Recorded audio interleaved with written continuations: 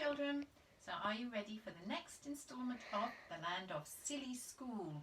Do you remember Dame Snap had written some silly questions on the board and had gone out and left the children and all the fairies and pixies to answer the questions?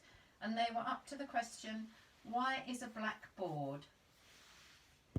And Joe ran up and changed the writing round to say, why is a board black? We can easily answer that, said Joe with a grin. Why is a board black? So that we can write on it with white chalk.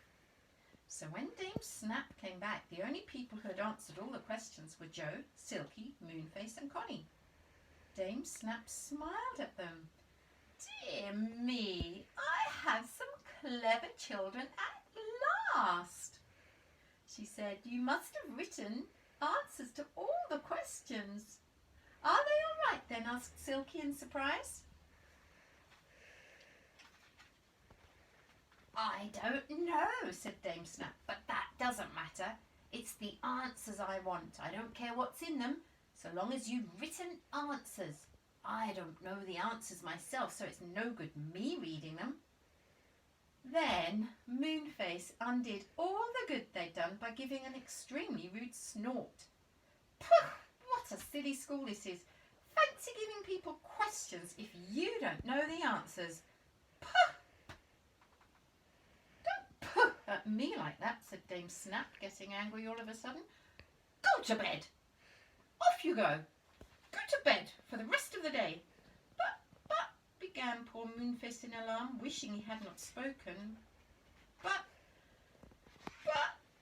you'll turn into a goat in a minute if you're full of buts, said Dame Snap, and she pushed Moonface out of the door. She drove the others out too and took them to a small bedroom with 4 tiny beds, very hard and narrow.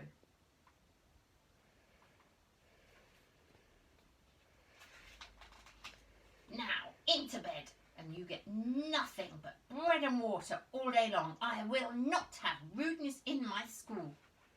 She shut the door and locked it. Moonface looked at the others in dismay. I'm sorry I made her do this. Very sorry, he said. But she really did make me feel so angry. Do you think we'd better go to bed? She might punish us if we don't. Connie leapt into bed at once, fully dressed. She wasn't going to risk Dame Snap coming back and punishing her. The others did the same. They drew up their quilts to their chins and lay there gloomily. This was a horrid adventure, just when they were looking so forward to coming to the birthday party. I wonder what Beth and Franny are doing, said Moonface. Hard work, I suppose. I think Saucepan might have warned us that his mother had gone. It's too bad. Just then, there came the sound of a song floating up from outside.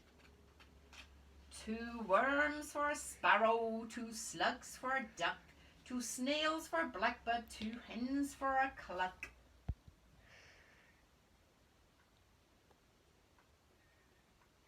Saucepan! It must be Saucepan, cried everyone, and jumped out of bed to look out of the window. Outside, far below, stood Saucepan, and with him were Beth and Franny giggling. So, I'll see you tomorrow for the next part of the story.